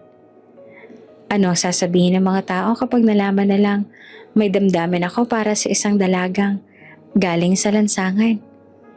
Habang nakatitig si Adrian sa tasa ng kape niya, biglang nagsalita si Mira. Doc Adrian, bakit ang tahimik mo? Napatingin siya. Agad ang ngumiti para itago ang bigat ng kanyang iniisip. Wala, pagod lang siguro sa trabaho. Pero alam ni Mira na hindi iyon ang buong totoo. May kung anong misteryo sa mga mata ni Adrian. Parang may gusto siyang sabihin pero pinipili niyang itago. Kinabukasan, magkasama silang naglakad sa hardin. Malamig ang hangin at maririnig ang lagaslas ng tubig mula sa maliliit na fountain. Tahimik silang naglalakad hanggang si Mira na mismo ang nagsalita. Adrian, minsan iniisip ko, bakit pa nandito pa rin ako? Ang dami kong problema. Ang dami kong tinataguan. Baka mas mabuting lumayo na lang ako para hindi ka madamay. Agad siyang huminto si Adrian at hinarap si Mira. May halong takot at paninindigan ang kanyang tinig. Huwag mo sabihin yan. Hindi mo kailangang umalis. Nandito ka dahil gusto kong nandito ka. Nabigla naman si Mira. Hindi niya inaasahan ang diretso at matatag na sagot ni Adrian. Pero bago pa man siya makapagsalita ay tumalikod na ito. Pilit na tinatago ang mga salitang muntik nang lumabas na gusto niyang aminin ang lahat ng damdamin niya. Sa mga sumunod na araw, lalong naging halata ang tensyon sa pagitan nila. Isang gabi, nag-brown out muli dahil sa malakas na ulan. Sa sala, nakaupo silang dalawa na may hawak na kandila. Alam mo, wika ni Mira habang nakatingin sa sumasayaw na liwanag ng apoy. Matagal na ako hindi nakakaramdam ng ganitong kapayapaan. Parang kahit may takot sa labas. Dito, safe ako sa'yo. Tumitig naman si Adrian sa kanya. Gusto niya nang sabihin na siya mismo ang dahilan kung bakit ligtas si Mira. Na handa siyang ipaglaban siya anuman ang mangyari. Pero nananahimik siya. Kapag sinabi ko, baka hindi niya na ako tingnan sa parehong paraan. Baka isipin niyang sinasamantala ko ang sitwasyon. Safe ka dito. Mahinahon niyang sagot. At mananatili yan. Nagkatitigan sila at pareho nilang ramdam ang kakaibang init na unti-unting bumabalot sa kanila. Ngunit bago pa man sila tuluyang malunod sa sandaling iyon, biglang kumulog ng malakas, dahilan para maputol ang tensyon. Nagkatawanan sila, pero pareho nilang alam, may namamagitan na. Kahit hindi nila maamin, kinagabihan mag-isa si Mira sa kwarto. Nakatingin sa pendant na laging daladala. Pinisil niya ito habang dumadaloy ang luha sa kanyang mga mata. Adrian, bakit ganito? Natatakot akong mahalin ka. Natatakot akong mawala ka kapag nagkataon. Samantala, nasa kabilang kwarto naman si Adrian. nakaupo sa tabi ng kama, nakahawak sa sentido. Mira, kung pwede lang aaminin ko na. Pero paano kung masira ang lahat ng pinaghirapan ko? Paano kung ikaw mismo ang masaktan dahil sa akin? Kinabukasan, sa isang simpleng almusal, ramdam nilang parehong may nais sabihin pero parehong pinipigilan. Naging mababaw ang usapan tungkol sa panahon, sa pagkain, sa trabaho. Ngunit sa ilalim ng mga iyon, naroon ang bigat ng mga damdaming hindi nila maamin. At sa likod ng lahat, isang bagay lamang ang malinaw. Unti-unti silang nahuhulog sa isa't isa. Pero pareho nakatali ng takot si Adrian sa kanyang reputasyon at si Mira sa posibilidad ng pagkawala. Mainit ang araw nang makabalik si Vanessa sa bahay ni Adrian. Nakakunot ang noon niya habang pinagmamasdan si Mira na masayang kausap ang ilang kasambahay sa hardin. Noon pa man hindi niya matanggap na may pulube na naninirahan sa bahay ng stepbrother niya at mas lalong hindi niya matanggap na tila malapit na ito kay Adrian. Ngunit isang gabi, aksidente niyang narinig ang usapan ni na Adrian at Mira sa veranda. Hindi ko akalaing anak pala siya ng isang dating politiko. Mahinang tinig ni Adrian. Gusto ko sanang ilihim yan, sagot ni Mira. Pero wala nang saysay kung itatago ko pa. Napangisi si Vanessa. Hindi pala ordinaryong pulube. Pero mas maganda. Masisira siya kapag nilabas ko to sa publiko. Kinabukasan, kumalat ang balita sa social media at ilang tabloid. Isang artikulo ang may pamagat. Anak na itinakwil ng politikong Vera, nakikitira sa mansyon ni Dr. Adrian Ramirez.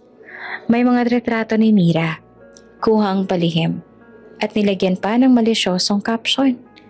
Nagulat si Mira nang makita iyon. Namutla siya at halos mabitawan ang hawak na tasa ng tsaa. Adrian, anong gagawin ko? Lahat malalaman na. Hinawakan siya ni Adrian sa balikat. Mira, kalma lang. Huwag mong akuin ang kahihiyan. May kasabot dito. At sigurado akong si Vanessa yon. Nagalit si Don Emilio, ang ama ni Adrian, nang makita ang balita. Adrian, ano tong naririnig ko? Bakit mo pa kasi dinala rito ang anak ng taong sumira sa pangalan ng bayan? Ngayon, pati ang pamilya natin nadadamay. Humugot ng malalim na hininga si Adrian. Pa, hindi kasalanan ni Mira ang nakaraan ng pamilya niya. Hindi siya dapat sisihin. Ngunit bago pa tuluyang lumaki ang gulo, dumating si Vanessa na may dalang ngiting mayabang. Oh, nakita niyo na? Hindi ako nagsisinungaling, diba? Delikado nga ang batang yan dito. Ginagamit niya lang si Kuya Adrian para makabalik sa lipunan. Natigilan si Mira, parang gusto niyang lumubog sa kahihiyan. Pero bago siya makapagsalita, iniharap ni Adrian ang kanyang cellphone. Talaga, Vanessa? Malamig ang tinig niya. Paano po ipapaliwanag to? Ipinakita niya ang video mula sa CCTV ng mansyon. Doon makikita si Vanessa na palihim na kinukunan ng retrato si Mira habang natutulog at habang nasa hardin. Namuti naman ang mukha ni Vanessa. Hindi totoo yan. Hindi totoo? Singit ni Adrian. Kita mismo dito kung paanong ikaw ang kumuha ng larawan at ipinadala sa media. Huwag mo nang tanggihan. Sa pagkakataong iyon, tumayo si Mira. Kahit nanginginig, nagsalita siya ng diretso. Vanessa, bakit mo ba ako gustong siraan? Hindi ko naman inaagaw si Adrian. At saka wala akong balak sirain ang pamilya ninyo. Ngunit imbes na matauhan, sumigaw si Vanessa. Dahil wala kang karapatan dito, hindi ka bagay sa pamilya namin. Tahimik ang paligid. Ang ilan sa kasambahay ay nakamasid at halatang nahihiya para kay Vanessa. Lumapit si Adrian kay Mira at hinawakan ang kamay nito na para bang sinasabi sa lahat, hindi siya iiwan. Mira, hindi mo kailangang magpaliwanag sa taong ayaw makaintindi. Ang mahalaga, Alam kong wala kang ginawang masama. Pagkaraan ng ilang araw, pinatawag ni Adrian ang abogado ng pamilya. Iniharap nila ang lahat ng ebidensya laban kay Vanessa. Ang CCTV footage, pati na ang mga mensaheng pinadala nito sa isang kilalang columnist para isabotahe si Mira. Sa harap ng lahat, lalo na ang pamilya Ramirez, nahubaran si Vanessa ng pagkukunwari. Hindi ko kayo gustong sirain. Umiiyak niyang wika. Pero natatakot lang ako na maagaw ni Mira ang lahat ng atensyon ni Adrian. Ngunit huli na ang lahat. Sa halip na si Mira ang mapahiya, si Vanessa ang nawala ng kredibilidad. Pinatalsik siya ng sariling pamilya mula sa mansyon at pinalayo muna sa mga negosyo. Naiwan sina Adrian at Mira sa hardin ng gabing iyon. Tahimik silang naglakad. Ramdam pa rin ang bigat ng nangyari. Pasensya ka na, Mira, sabi ni Adrian. Seryosong nakatingin sa kanya. Hindi ko akalaing aabot sa ganito. Umiling si Mira. Hindi mo kasalanan. Ang mahalaga, hindi mo ako iniwan kahit lahat sila ay laban na sa akin. Napatingin naman si Adrian, bagamat may bakas ang pagod. Hindi kita kailanman iiwan. At sa gitna ng katahimikan, pareho nilang naramdaman ang bigat na unti-unting gumagaan. Dahil ngayon, alam nila na kaya nilang labanan ng kahit sinong gustong sumira sa kanila. Magandang simula ng araw para kay Mira. Naglilinis siya ng maliit na kwarto niya sa bahay ni Adrian at umaawit pa habang nag-aayos ng mga libro. Pakiramdam niya, kahit papaano'y natanggap na siya ng ilang kasambahay.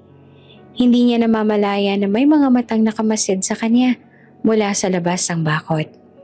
Hapon na nang lumabas siya para mamalengke kasamang isa sa mga katiwala. Habang naglalakad sila papunta sa kotse, biglang sumulpot ang dalawang van. Isang lalaki nakabonet ang bumaba at mabilis siyang kinubkob. Mira Vera, 'di ba? Malamig ang boses ng isa. Bago pa siya makasagot, tinakpan na ng kanyang bibig at kinaladkad siya papasok ng sasakyan. Miss Mira! Sigaw ng kasamang katiwala. Pero agad siyang tinulak ng isa at nahulog sa gilid ng kalsada. Sa loob ng ilang segundo ay nawala ang van sa kalye. Iniwan ng alikabok at takot. Nang malaman ni Adrian ang nangyari, halos mawalan siya ng ulirat. Tumawag agad ang katiwala at halos pasigaw na ikinuwento ang lahat. Sir, kinuha si Miss Mira. Hindi ko nagawa. Hindi ko sila napigilan. Agad na kumaripas si Adrian palabas ng opisina. Nanginig ang mga kamay habang tinatawagan ng mga kaibigan at koneksyon niya sa pulisya. Hanapin niyo siya. Kahit saan. Kahit anong oras. Gamitin ninyo lahat ng tao natin. Hindi siya mapakali. Palakad-lakad sa loob ng study room. Paulit-ulit na kinakamot ang ulo. Halos mabaliw na sa kaba. Lahat ng numero na pwede niyang tawagan. Police, private investigator, kahit ilang contact sa media, tinawagan niya. Sa bawat minutong lumipas na wala si Mira, lalo siyang kinakain ng takot. Samantala, sa isang abandonadong bodega sa labas ng syudad, nakagapo si Mira. Nakapiring ang mata at naririnig ang mga lalaking nag-uusap.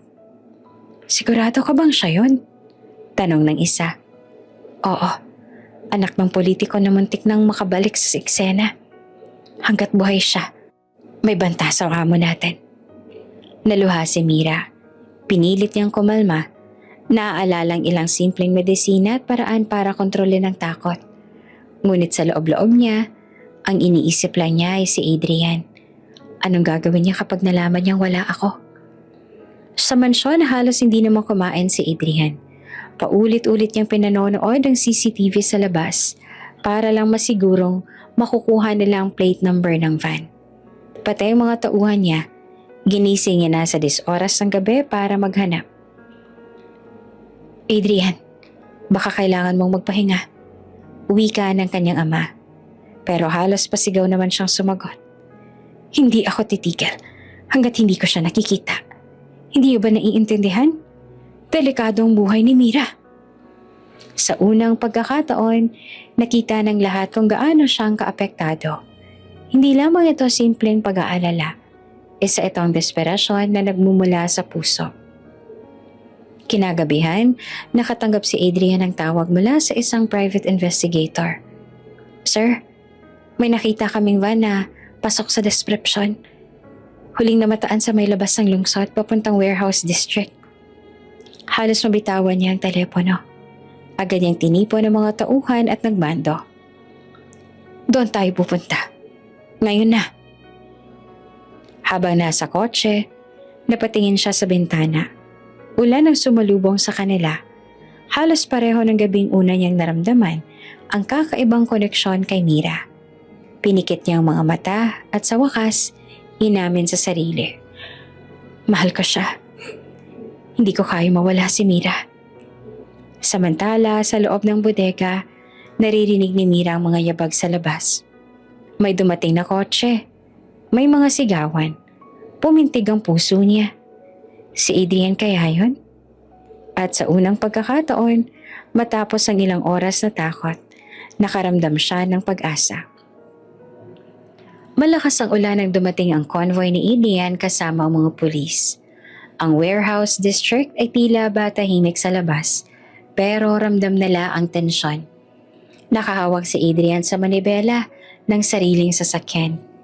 Kasunod ang dalawang police car. Hindi niya maipaliwanag ang kaba, pero isang bagay lang malinaw. Kailangan niyang iligtas si Mira. "Doc, hintayin niyo ang signal namin," sabi ng isang pulis habang nakikipagradyo sa mga kasama. Umiling naman si Adrian. "Kung nakikita akong masaktan siya sa loob, hindi ako maghihintay." Sa loob ng bodega, nanginginig si Mira sa lamig. Nakaupo siya sa semento. Nakatali ang mga kamay. Naririnig niya ang malalakas na yabag at pagtatalo ng mga lalaki. "Dapat tapusin natin to, bago pa may makialam," sabi ng isa. Napatigil sila nang biglang marinig ang mga sirena. Sumilip ang isa sa bintana. "Mga pulis! May kasama silang kotse. Kilala ko yon. Kay Dr. Adrian." Nagkatinginan ng mga lalaki at mabilis na nagsipulasan. Hawak ang mga baril. Bumagsak ang pinto ng lusubin ng mga pulis ang loob. "Freeze! Pulis to!" sigaw ng isa. Nagkaroon ng putukan, nagsitakbuhan ng mga tauhan ng kalaban. Samantala, pumasok naman si Adrian sa gilid, hawak ang flashlight. Tinawag niya ng paulit-ulit. "Mira! Mira, nasan ka?" "Adrian?" Sagot ng mahina ngunit desperatong boses mula sa sulok. Mabilis siyang tumakbo at sa wakas, nasilayan niya si Mira. Basang-basa, nanginginig, nakatali. Walang pag-aalinlangan, niyakap niya ito bago pa man niya tinanggal ang tali. "Salamat sa Diyos. Akala ko mawawala ka na." Bulong niya habang nanginginig ang tinig. "Adrian, baka bumalik sila." Mahina ngunit takot na sabi ni Mira. Hinawakan niya ang pisngi nito. "Hindi na kita hahayaan. Hindi ka na muling mawawala sa akin." Mabilis ang pinutol ang tali gamit ang maliit na cutter mula sa bulsa. Hawak kamay silang tumakbo palabas habang nagbabantay ang mga pulis. May mga kalaban pang sumulpot, ngunit tinakpan sila ng mga pulis. Sumigaw ng, "Go, go!" Habang nagmamadali silang lumabas, bumagsak ang ilang kahoy at metal rack dahil sa kaguluhan. Muntik nang matabunan si Mira, pero hinila agad siya ni Adrian papalapit sa kanya. Nakayakap ito sa dibdib niya. Ramdam ang bilis ang tibok ng puso ng doktor. "Adrian, natatakot ako," pabulong ni Mira habang nakasubsob sa dibdib niya. Hinaplos niya ang buhok nito. "Nandito ako. Hindi kita pababayaan. Kahit anong mangyari, pipiliin kong protektahan ka." Nang makalabas sila sa warehouse, sinalubong sila ng malakas na ulan. Halos wala nang pakialam si Adrian kung mabasa man siya. Ang mahalaga, nasa mga bisig niya si Mira. Hinila siya nito palapit. Nakatingin ng diretso sa mga mata niya. Bakit mo ginagawa ang lahat ng to para sa akin, Adrian? Hindi naman ako importante. Umiling siya. Mira, hindi mo ba ramdam? Sa araw-araw na kasama kita, lalo ko ang nararamdaman na ikaw ang naging dahilan kung bakit nagbago ang mundo ko. Hindi lamang awa ang nararamdaman ko noon sa kalsada. Ito, pinatong niya ang kamay sa dibdib niya. Ito ay pag-ibig. Naluha si Mira. Pero paano kung hindi ako para sa'yo? Mahigpit siyang napailing si Adrian. Hindi ko hahayaang mawala ka ulit. Dahil mahal na mahal kita. Tumigil sila sa gitna ng ulan. Wala na silang pakialam sa mga taong nakapaligid. Unti-unting lumapit si Adrian. At bago pa makapagsalita si Mira, hinalikan niya ito. Isang halik na puno ng lahat ng takot, pangungulila at pagmamahal na kinimkim nila. Mainit sa kabila ng malamig na ulan. Nakakakilig, puno ng emosyon at para bang sila lang ang tao sa mundo sa sandaling iyon. Nang maghiwalay ang kanilang mga labi, parehong hingal at puno ng luha ang mga mata. Mira, ikaw ang gusto ko makasama at hindi ko na itatanggi pa. Adrian, mahal din kita. At sa unang pagkakataon, kahit sa gitna ng panganib at kaguluhan, naramdaman nilang ligtas sila. Dahil sa wakas, umamin sila ng tunay na damdamin.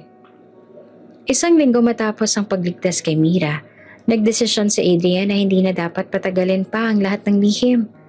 Dumating ang oras sa kailangan ng ipakita sa buong mundo kung sino talaga ang dalagang matagal na nilang inakalang isang pulubi lamang. Sa malaking sala ng mansyon, dumalo ang ilang kaibigan ng pamilya, mga kakilala sa politika at ilang mamamahayag na matagal nang sumusubaybay sa kwento ni Adrian. Nandoon din si Vanessa, halatang balisa at hindi mapakali. Tahimik ang lahat ng lumabas si Adrian, kasama si Mira. Malinis pero elegante ang suot ng dalaga. Sa kabila ng kaba, ramdamang dignidad sa kanyang bawat hakbang. Bakit tayo narito? Tanong ng isa sa mga reporters. Huminga ng malalim si Adrian. Matagal ko nang tinatanong sa sarili ko kung sino ba talaga si Mira. At sa wakas, malinaw na ang lahat. Ang pendant na nasa kanya ang nagsilbing susi para makumpirma ang kanyang pagkatao. Ipinakita ni Adrian ang pendant, nakalagay sa isang maliit na kahon. Lahat ng mata ay nakatutok. Kumikinang ito sa ilalim ng liwanag. Ang parehong pendant na matagal nang iniulat na nawawala mula sa pamilyang Vera. Isa sa pinakakilalang angkan ng negosyante at politiko. Nagbulungan ang mga tao. May ilan na hindi makapaniwala. May ilan na agad na nag-react. Hindi maaari. Yun ang pendant ng family Vera, di ba? Bulong ng isa. Kung ganon, siya yung nawawalang anak. Dagdag pa ng isa. Tumayo si Mira kahit nanginginig ang boses. Ako si Mira Vera. Matagal ako nagtago. Matagal akong namuhay sa lansangan para iligtas ang sarili ko. Ang pendant na ito lang ang naiwan sa akin ng mawalang mga magulang ko. Dahil sa iskandalo at pagtataksil ng mga taong pinagkatiwalaan nila.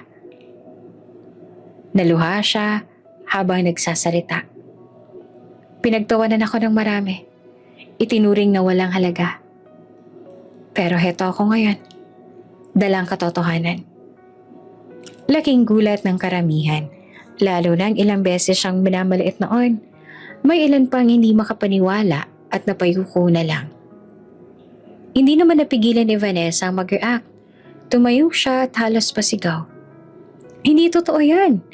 Isa lang siyang pulubi na pinulot mo, Adrian. Gumagawa lang siya ng kwento para makapasok sa pamilya natin. Ngunit agad na sumabat ang isang matandang lalaki mula sa hanay ng mga bisita. Isang abogado ng pamilyang Vera. Miss Malika, matagal na naming hinahanap ang nawawalang anak ng pamilya. At sa dokumento, pati sa alahas na to, walang duda, siya nga si Miss Mira Vera. Nabaling ang lahat ng mata kay Vanessa. Halatang namutla siya. Walang nasabi. Lumapit si Adrian kay Mira at hinawakan ang kamay nito. Ngayon alam niyo na, hindi lang siya basta babae na dinala ko mula sa kalsada. Isa siyang babaeng may pangalan, may dangal, at higit sa lahat, may karapatan. Tumayo ang ilang tao at nagpalakpakan. May mga lumapit kay Mira, nakipagkamay, humingi ng paumanhin dahil sa naging panghuhusga nila noon. Ngunit higit sa lahat, dama ni Mira ang kalayaan na sa wakas, hindi na siya kailangang itago kung sino siya. Pagkatapos ng pagtitipon, naiwan sina Adrian at Mira sa veranda ng mansyon. Tahimik silang nakatingin sa malayo, sa mga ilaw ng syudad. Hindi ko inakalang darating ang araw na to. Mahina niyang sabi. Ngumiti si Adrian. At ngayon, wala na makakapagpapababa sa'yo. Hindi ka na pulube, Mira. Isa kang Vera. At higit pa roon, isa kang babaeng mahalaga sa akin. Nag-init ang pisngi ni Mira. Napahawak siya sa pendant na nakasabit na ngayon sa kanyang leeg. Salamat, Adrian. Kung hindi dahil sa'yo, baka hanggang ngayon wala pa rin akong pagkakakilanlan. Sa gabing iyon, tuluyang nabunyag ang katotohanan. At kasabay ng pagkinang ng pendant sa kanyang dibdib, nagniningning din ang bagong simula para kay Mira. Ang simula ng pagiging totoo sa sarili at ang simula ng pag-ibig na hindi na nila maitatanggi pa. Makalipas ang ilang buwan, mula nang mabunyag ang katotohanan tungkol kay Mira, nagbago ang takbo ng kanilang mga buhay. Dumaan sila sa maraming gulo, intriga at panganib. Ngunit sa huli, pinili nilang wag hayaang lamunin sila ng kasakiman at kapangyarihan.